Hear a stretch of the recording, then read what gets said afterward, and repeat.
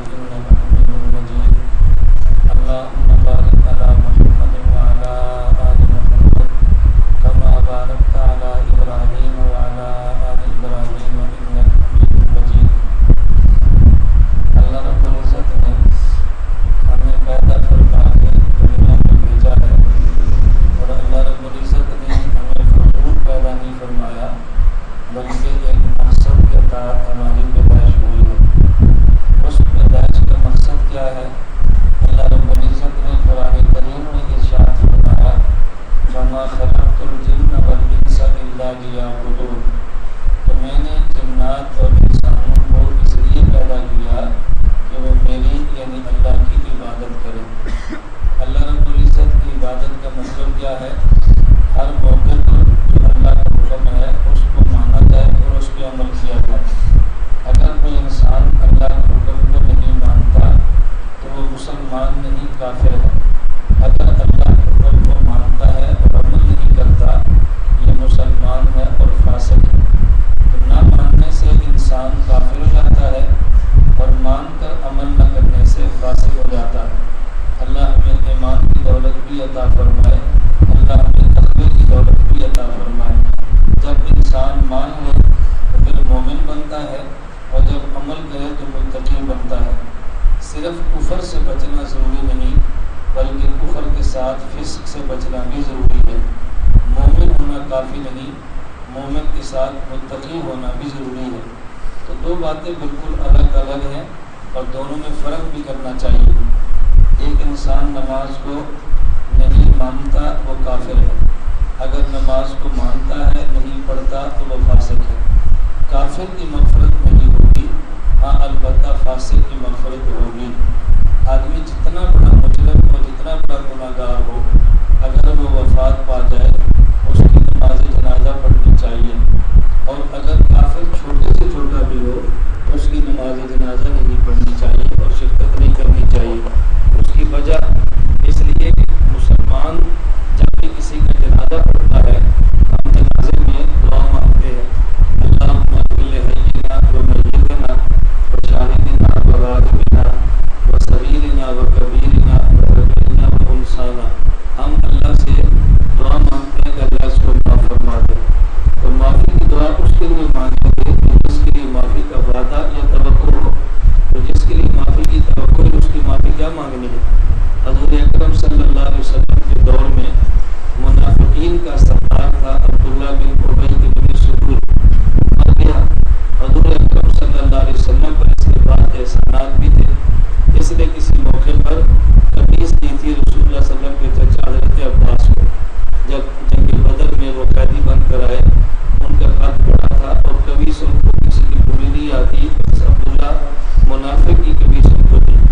جب یہ وفات پا گیا تو نبی کریم صلی اللہ علیہ وسلم نے اپنا مبارک کرتا اتارا اور اس منافقین کے سردار کو پہنا دیا۔ یہ کیوں پہنایا تھا؟ اس لیے کہ رسول اللہ صلی اللہ علیہ وسلم اپنے چچا حضرت عباس کے احسان کا بدلہ اتارنا چاہتے تھے، اس لیے اپنی قمیص پہنا دی۔ پھر حضور اکرم صلی اللہ علیہ وسلم نے اس کی نماز جنازہ پڑھی۔ حضرت عمر بن خطاب رضی اللہ تعالیٰ عنہ نے عرض کیا کہ یا رسول اللہ یہ منافقین کا سردار ہے، اس کا جنازہ کیوں پڑھتے ہیں؟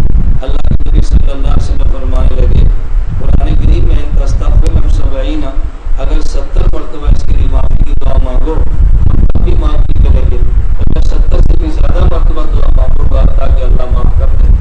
ابھی تک منافقین اور کفار کے جنازے کی ضمانت نہیں آئی تھی۔ عمر رضی اللہ نے اصرار کیا کہ رسول اللہ صلی اللہ علیہ وسلم فرمائے، رسول اللہ صلی اللہ علیہ وسلم نے اس کو جنازہ پڑھا اور پیغمبر کے سامنے اور مقاصد بھی تھے۔ اس کا بہت بڑا مقصد یہ تھا اس کی وجہ سے اور لوگ کلمہ پڑھیں اور اسلام میں داخل ہو جائیں۔ مفسرین نے لکھا ہے کہ حضرت رسول اللہ صلی اللہ علیہ وسلم کے اس کا جنازہ پڑھنے کی وجہ سے مدینہ منورہ میں اس کے قبیلے کے 1000 بندہ مسلمان ہوا اور رسول اللہ صلی اللہ علیہ وسلم کے جو آیت وہ اللہ نے عطا فرما دی۔ پھر قرآن کریم کی آیت نازل ہوئی وَلَا تُصَلِّ، اے پیغمبر ان میں سے اگر کافر مر جائے تو آپ نے جنازہ نہیں پڑھنا، وَلَا تَقُمْ عَلَىٰ قَبْرِهِ، اور پھر کافر کی آپ نے قبر پر بھی نہیں جانا۔ معلوم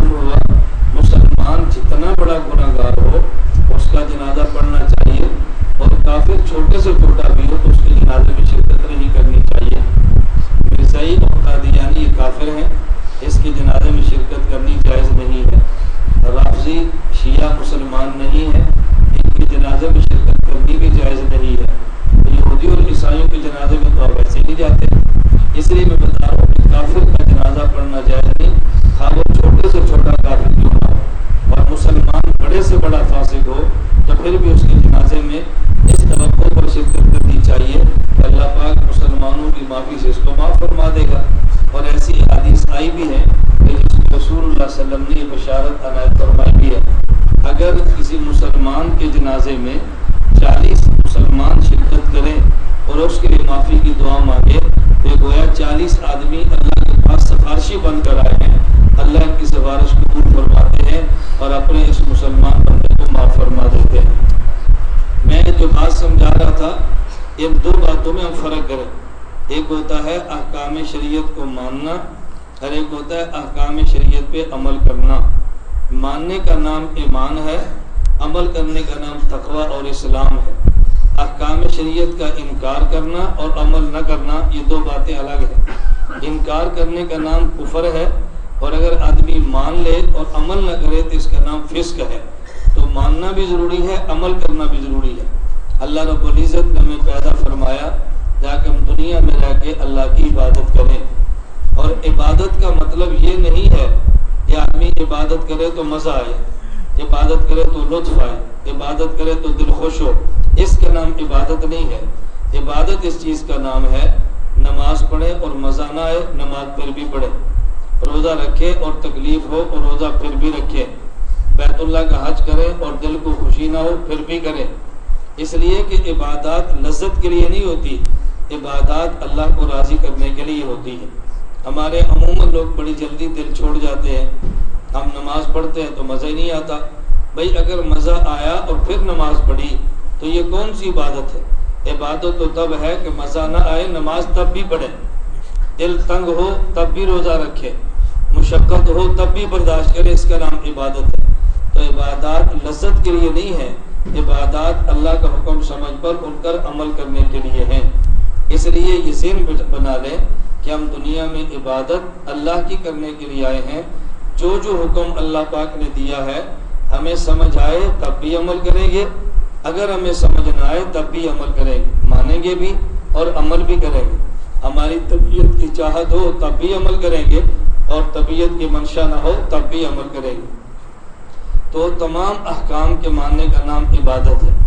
मैं अगली बात बयान करने से पहले एक छोटी सी बात और कर तो उसको अच्छी तरह समझ लें। इबादत वो होती है कि जिसमें हुक्म खुदा का होता है, और इबादत वो होती है जिसमें तरीका मुस्तफ़ा का होता है, और इबादत वो होती है जिसको नकल करने वाला पैगम्बर का सहाबी होता रज़ी अल्लाह अन्हु। ये बात अच्छी तरह ज़हन-नशीन फरमा लें। इबादत में हुक्म किसका है? खुदा का, और तरीका किसका है? मुस्तफ़ा का है। नकल करने वाला कौन है? पैगम्बर का सहाबी।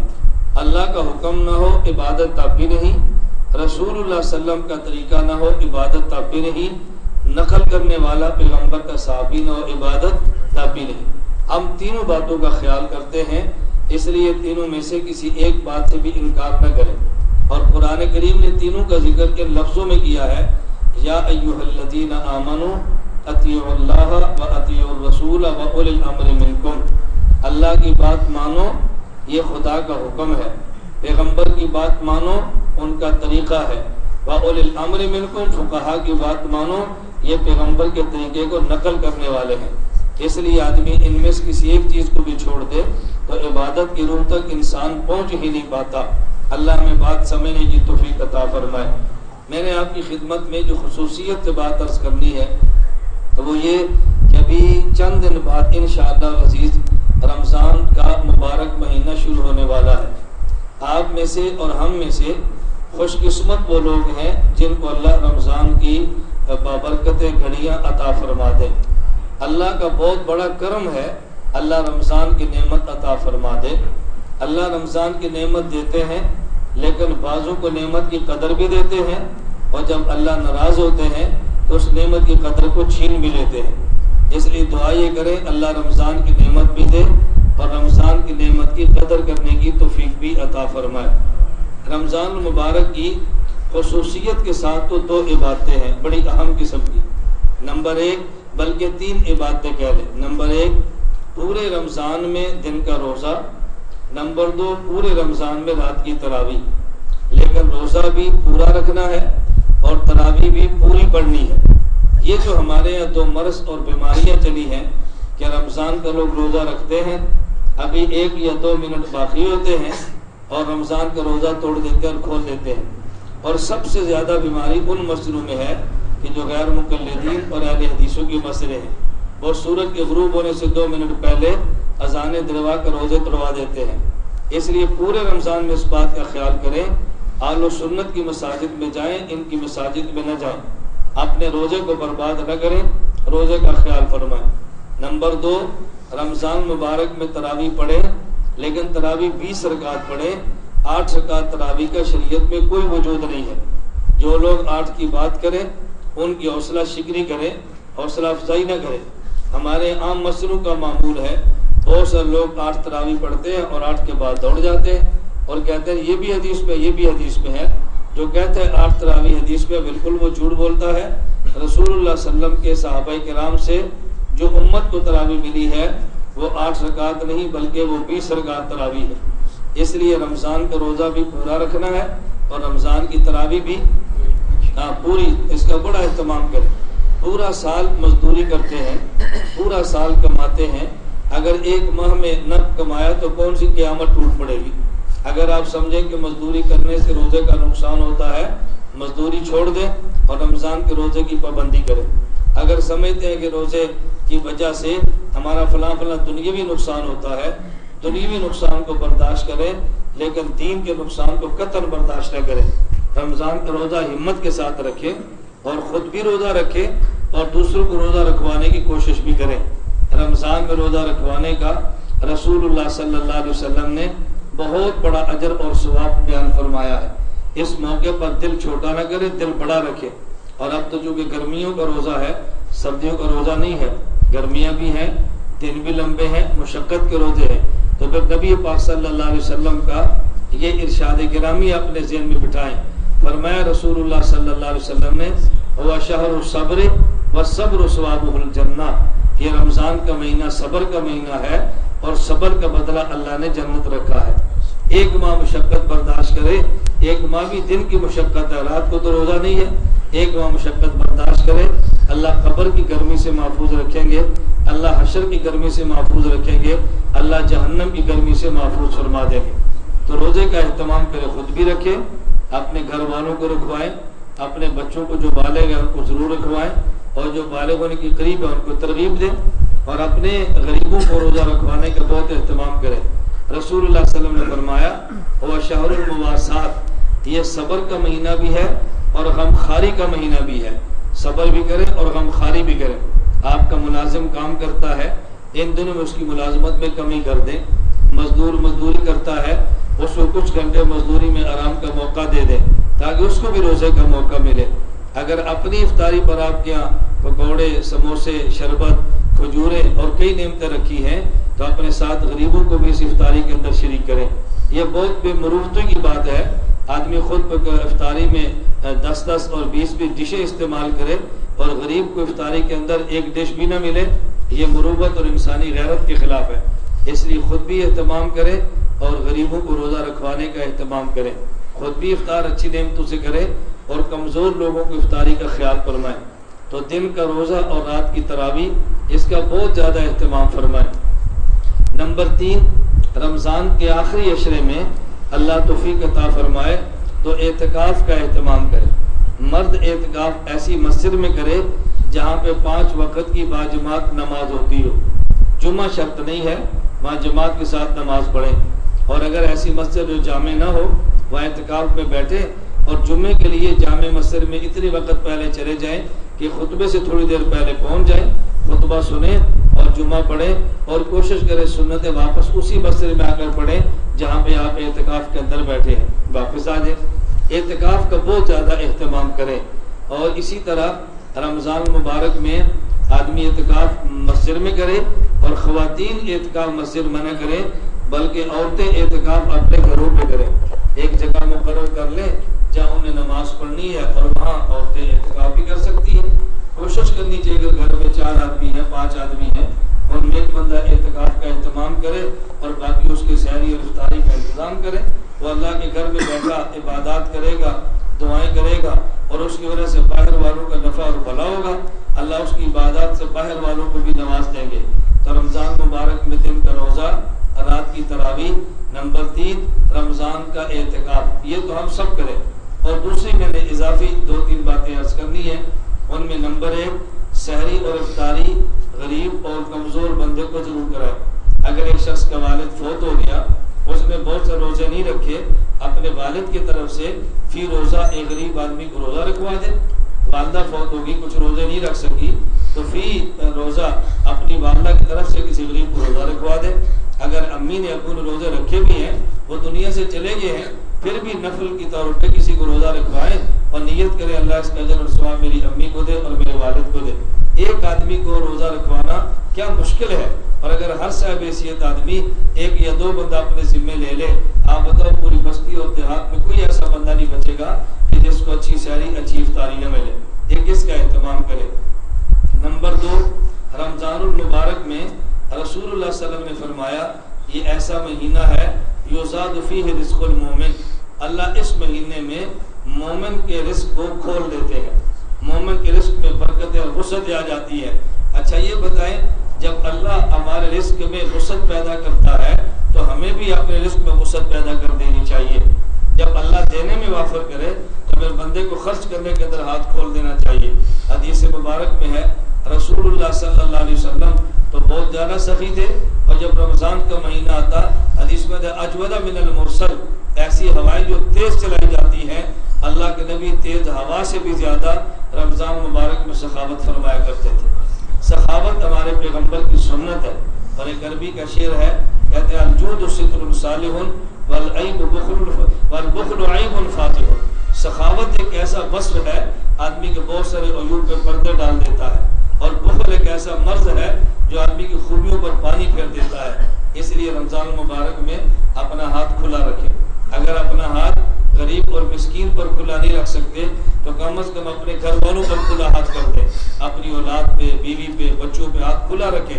آپ جتنا ہاتھ کھول دیں گے اللہ اتنی مال میں وسعت ہے اور اللہ مال میں برکت عطا فرما دیں گے۔ نمبر 3 رمضان المبارک میں کثرت کے ساتھ قرآن کریم کی تلاوت کریں۔ اب دیکھیں رمضان آ رہا ہے، جو حافظ قرآن ہیں اس کو تو چاہیے رمضان مبارک میں تراویح پڑھائے یا سامع بن کے امام کا قرآن سنے۔ ظاہر ہے جب امام بنے گا یا سامع بنے گا وہ خود پھیرا بھی دے گا، پھر دور بھی کرے گا، پھر قرآن پڑھے گا، اس کے 3-4 قرآن تو بڑے آرام سے ہو جائیں گے۔ اور جو حافظ نہیں ہے میری ان سے گزارش ہے کم از کم رمضان مبارک میں ایک قرآن کا ختم آپ ضرور کریں، اور نیت کر لیں کہ اب رمضان میں کم از کم ایک قرآن ضرور پڑھیں گے انشاءاللہ۔ اب دیکھیں عام آدمی کے قرآن 2 ہو جائیں گے، ایک قرآن وہ جو خود پڑھیں گے اور ایک قرآن وہ جو تراویح میں امام سے سنیں گے، تو 2 قرآن ہو جائیں گے۔ اللہ رب العزت ایک نیکی پہ کم از کم 10 نیکیوں کا اجر عطا فرماتے ہیں۔ تو جب ایک قرآن امام کا سنیں گے اللہ 10 قرآن کا اجر دیں گے، ایک قرآن خود پڑھیں گے اللہ پھر 10 کا اجر دیں گے۔ 2 مرتبہ قرآن پڑھنا اور سننا ہے اللہ اس کو بدلے 20 قرآن کا اجر عطا فرما دے گا۔ دیکھو اللہ کی رحمت کیسے بہانے تلاش کرتی ہے اپنے بندے کو دینے کے لیے۔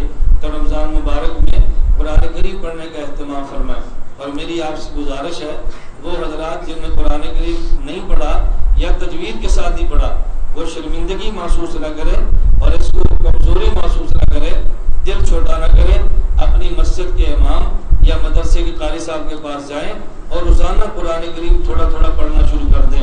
نورانی قاعدہ پڑھیں، 1 سطر پڑھیں، 2 سطر پڑھیں، اور اس نیت کے ساتھ پڑھیں کہ قرآن ٹھیک کرتے کرتے ہماری موت آ جائے، اللہ قیامت کے دن حافظ قرآن کے ساتھ اٹھا دیں گے انشاءاللہ۔ جب اس نیت سے شروع ہو جائیں گے تو اللہ پاک حافظ قرآن کے ساتھ اٹھائیں گے، کیونکہ اس کی نیت یہ ہے، اور اس نے نیت کر کے قرآن کریم کو پڑھنا اور قرآن کریم کو سمجھنا شروع کر دیا ہے۔ اس کا اہتمام فرمائیں۔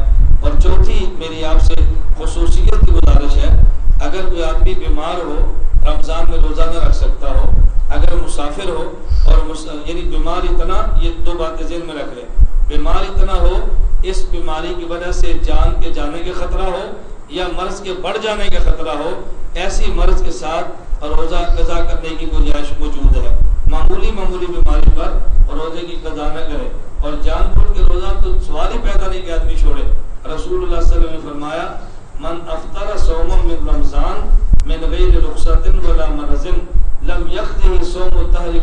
و انساما. حضرت ابو ہریرہ رضی اللہ عنہ فرماتے ہیں اگر کسی شخص نے رمضان کا روزہ جان بوجھ کے چھوڑ دیا، پوری زندگی ہر روز روزہ رکھتے رہے، تو رمضان کے ایک روزے کا حق ادا نہیں ہو سکتا. قضا کریں گے، قضا تو ہو جائے گی، فریضہ ادا ہوگا، لیکن اللہ جو روزے پہ انعامات دیتے ہیں وہ پوری زندگی روزہ رکھنے سے بھی انسان کو انعامات نہیں مل سکتے. میں بتا رہا تھا اگر بیماری ہے، ایسی بیماری جس کی وجہ سے روزہ نہیں رکھ پاتے، یا مسافر ہیں اور سفر سے مراد ہے 77 کلومیٹر کی مسافت کا ارادہ ہو، 77 کلومیٹر سے کم کا سفر ہو تو روزہ رکھنا آدمی کی ذمہ ہے. 77 یا سے زیادہ کا ارادہ ہو اور کسی ایک جگہ پر 15 دن سے کم کے رہنے کا ارادہ ہو تو یہ مسافر شمار ہوتا ہے. ایسے مسافر کے لیے گنجائش موجود ہے، اگر روزہ نہ رکھنا چاہے تو نہ رکھے. لیکن میں جو بات کہنا چاہتا ہوں، بیمار ہو یا رمضان کا روزہ سفر کی وجہ سے نہ رکھ سکے تو روزے کی توہین کا مرتکب نہ ہو. سامنے نہ کھائے، سامنے نہ پیے، کوشش کرے کہ پردے کا خیال کرے. اور جو بندہ جان بوجھ کے اعلانیہ طور پہ اگر ایک انسان روزے کو توڑتا ہے، یہ اعلانیہ فاسق، بدماش، اللہ کا مجرم، اللہ کا باغی ہے. اگر اللہ توفیق عطا فرمائے اپنے ہاتھ سے اس کو روکے. اگر اتنی ہمت نہیں ہے زبان سے سمجھائیں، اگر اتنی ہمت نہیں ہے کم از کم دل سے اس کو برا ضرور سمجھیں، اس سے محبت کے، اس سے دوستی کی پینگے یہ انسان کو ختم کر دینی چاہیے. یہ انسانی غیرت کا تقاضا ہے. ایک آدمی روزہ بھی نہ رکھے اور اعلانیہ روزہ کو توڑے. رسول اللہ صلی اللہ علیہ وسلم نے فرمایا کل امتی معاف الا المجاہرون، میری امت کے ہر فرد کو اللہ معاف فرما دیں گے، لیکن اعلانیہ گناہ کرنے والے کو اللہ معاف نہیں فرماتے. حضرت مفتی رشید احمد لدھیانوی رحمۃ اللہ علیہ، مفتی اعظم پاکستان کے سب سے بڑے مفتی تھے. حضرت فرماتے تھے کہ داڑھی منڈانا بھی اعلانیہ گناہ کے اندر شامل ہے، شلوار ٹخنوں سے نیچے کرنا بھی اعلانیہ گناہ کے اندر شامل ہے. اور آپ اندازہ فرمائیں رمضان آنے والا ہے، جن کی داڑھی منڈاتے ہیں یا داڑھی چھوٹی رکھتے ہیں وہ نیت کریں کہ ہم انشاءاللہ اپنی داڑھی پوری کر لیں گے انشاءاللہ. لیکن نیت کریں، اللہ توفیق عطا فرما دیں گے. داڑھی منڈانا یا کتروانا اتنا بڑا گناہ ہے کہ آدمی نماز پڑھتا ہے تو نماز کے دوران بھی اس کو گناہ ملتا ہے. آدمی سو جائے تو آدمی کے اس سے گناہ نہیں ہوتا، لیکن داڑھی منڈانے کترانے والا اگر سویا ہو تب اس کے نام اعمال میں گناہ لکھا جاتا ہے. کیوں؟ اس نیت کے ساتھ سویا کہ میں نے پھر کٹوانی ہے، میں نے پھر منڈانی ہے. بتاؤ کتنا بڑا گناہ ہے، لیکن ہم اس گناہ کو گناہ ہی سمجھتے. اور ایک بات ذہن نشین فرمائے، ہمیں ڈر لگتا ہے، یقین کرے اللہ ہمارے ایمان کی حفاظت فرمائے. اگر کسی بندے نے داڑھی منڈائی اور پھر آئینہ اور شیشہ دیکھا اور اس کے ذہن میں یہ بات آ گئی کہ میں پہلے خوبصورت نہیں تھا، داڑھی منڈانے کے بعد خوبصورت زیادہ لگتا ہوں، اللہ گواہ خطرہ ہے کہ اس کا ایمان ختم نہ ہو جائے، اس کے ایمان کے چلے جانے خطرہ ہے. اتنا بڑا یہ جرم ہے، اس لیے اس جرم کو چھوٹا نہ سمجھے، بہت بڑا گناہ ہے. اور میری آپ سے پانچویں آخری گزارش رمضان کے حوالے سے یہ ہے کہ جن حضرات کے اللہ، یہ تو صدقۃ الفطر کے حوالے سے میں بات کہہ رہا ہوں، اپنی اولاد کی طرف سے صدقۃ الفطر دینا آپ کی ذمہ ہے. بیوی کی طرف سے خامد کی ذمہ نہیں ہے، لیکن اگر اپنے گھر کا معاملہ ایسا چلتا ہو خامد صاحب کی طرف سے دے تو دینا جائز بھی ہے. جب اولاد بالغ ہو جائے تو اولاد کی ذمہ ہے، لیکن اگر گھر کا باپ سربراہ ہے اور سارے اخراجات باپ دیتا ہے تو ان کی طرف سے ادا کر دے، کبھی حد نہیں ہے. جب رمضان شروع ہو جائے آپ کوشش کریں کہ عید سے پہلے صدقۃ الفطر ادا ہو جانا چاہیے.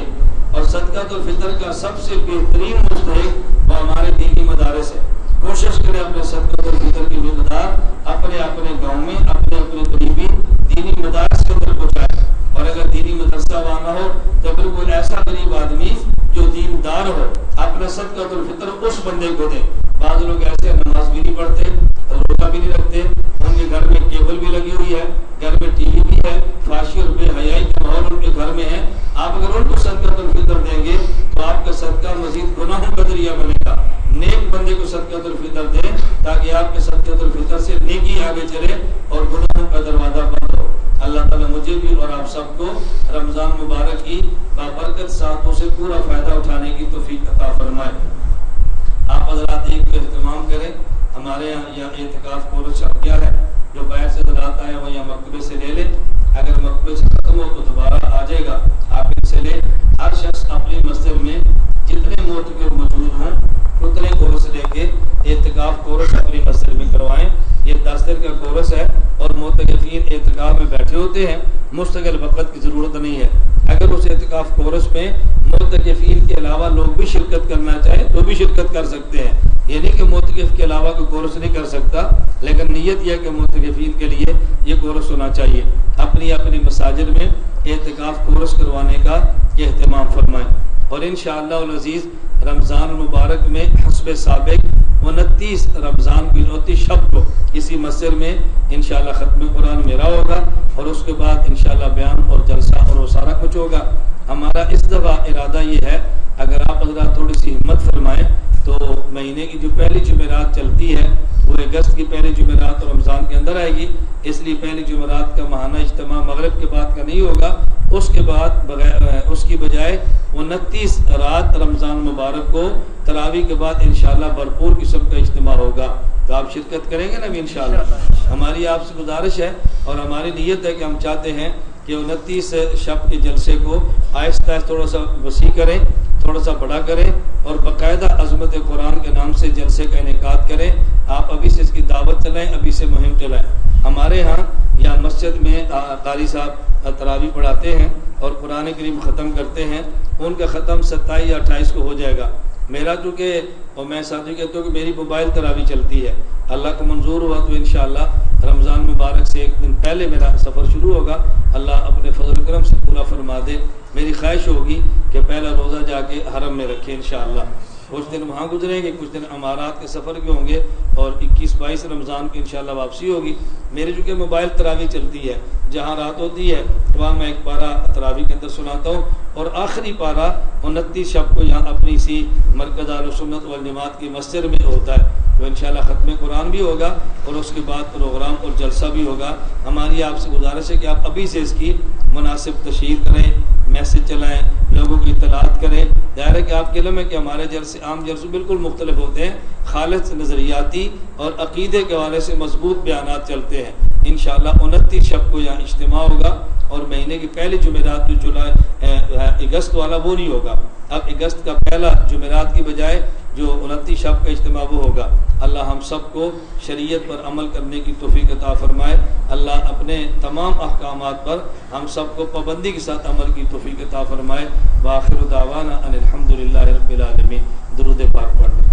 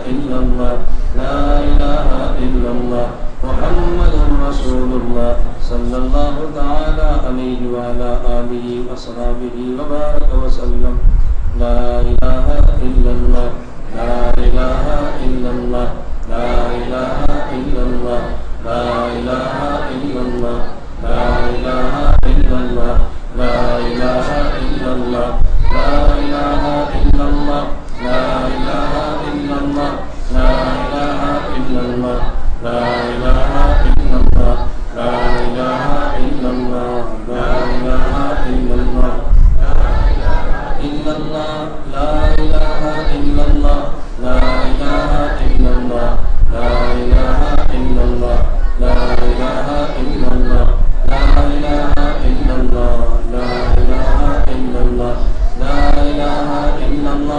لا إله إلا الله لا إله إلا الله لا إله إلا الله لا إله إلا الله لا إله إلا الله لا إله إلا الله لا إله إلا الله لا إله إلا الله لا إله إلا الله لا إله إلا الله لا إله إلا الله لا إله إلا الله محمد رسول الله صلى الله تعالى عليه وعلى آله وأصحابه وبارك وسلم. الله جل جلاله وتعالى شانه وعم نواله. الله الله الله الله الله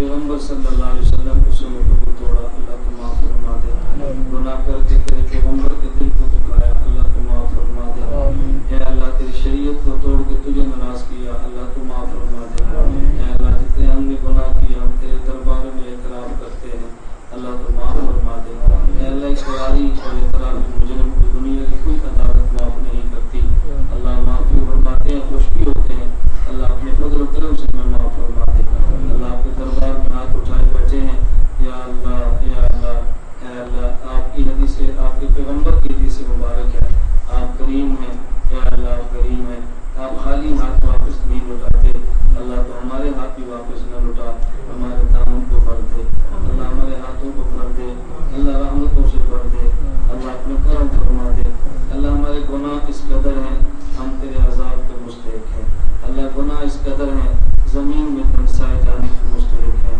اللہ گناہ اتنے ہیں پتھر برسائے جانے کے مستحق ہیں، اللہ اپنے کرم سے معاف فرما دے، اللہ اپنے کرم سے معاف فرما دے، اللہ اپنے کرم سے معاف فرما دے، اللہ ہم نے بچپن تیری نافرمانی میں گزارا، اللہ جو جوانی تیری نافرمانی میں گزاری، اللہ تو معاف فرما دے، یا اللہ تو معاف فرما دے، یا اللہ اگر تو معاف نہ کرے ہم کس کے در پر جائیں گے، یا اللہ اگر تو نے دھتکار دیا دنیا میں کوئی در ہمیں پناہ دینے والا نہیں ہے، اللہ اپنے فضل و کرم سے تو معاف فرما دے، گزشتہ رمضان سے اس رمضان تک جتنے گناہ کی اللہ تو معاف فرما دے، قرآن کی توفیق عطا فرما دے، ہماری اولاد کو قبول فرما لے، ہمارے جسم کو قبول فرما لے، ہمارے مال کو قبول فرما لے، ہمارے خاندان کنبے برادری قبیلے اور ہمارے پورے ملک دنیا بھر کے مسلمان کو قبول فرما لے، یا اللہ جتنے بیمار ہیں اپنے فضل و کرم سے روحانی جسمانی بیماریوں سے شفا عطا فرما دے، اللہ تو صحت عطا فرما دے، اللہ تو صحت عطا فرما دے، اے میرے مولا کریم جتنے حضرات آئے ہیں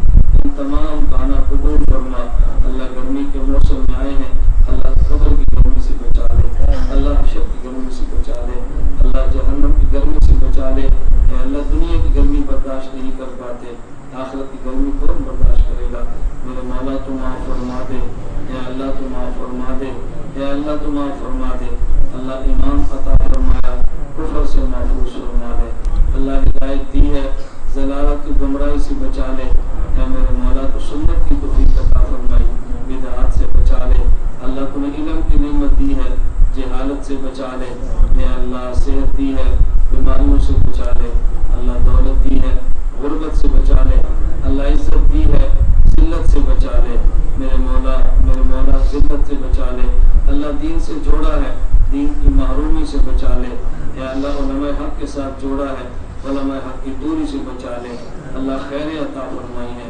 ہمیں شرور سے بچا لے، اے میرے مولا اس مرکز کو دنیا بھر کے اہل سنت و جماعت کا مرکز بنا دے، اللہ اس خانقاہ کے منصب عام فرما دے، اے اللہ مرکز اہل سنت و جماعت کی تعمیر شروع ہے، اپنے فضل و کرم سے اس کو مکمل فرما دے، اللہ تھوڑے وقت میں مکمل فرما دے، اللہ اسباب کا انتظام بھی فرما دے، اللہ تو غنی ہے فقیر ہے، اللہ تیرے در پہ آئے ہیں کسی اور کے در پہ جانے سے ہمیں بچا لے، اللہ ذلت سے بچا لے، عزت کے ساتھ اسباب عطا فرما دے، اللہ جتنے بھی دینی ادارے ہیں تمام اداروں کو فضل و کرم سے کامیاب فرما دے، اللہ فضل و کرم سے کامیاب فرما دے، اللہ فضل و کرم سے کامیاب فرما دے، اے میرے مولا کریم رحمتوں کی بارشیں عطا فرما، اللہ زحمتوں سے بچا لے، رمضان کی برکات کی رسول کی توفیق عطا فرما، اے اللہ جتنی دعائیں مانگی اپنے فضل و کرم سے قبول فرما لے، جو خیر تیرے پیغمبر نے مانگی ہمیں عطا فرما دے،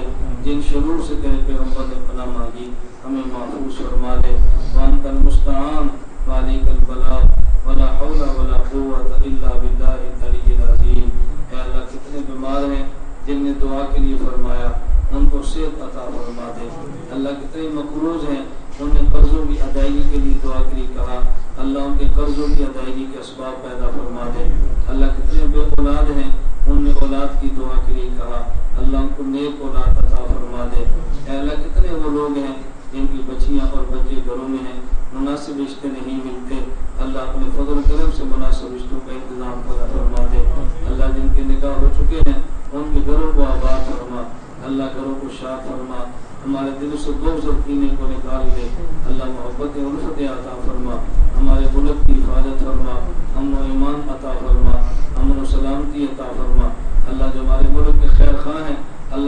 کامیابیاں دے. جو ملک اور اسلام کے دشمن ہیں اللہ ان کو چن چن کے ختم فرما, ان کو ہدایت عطا فرما.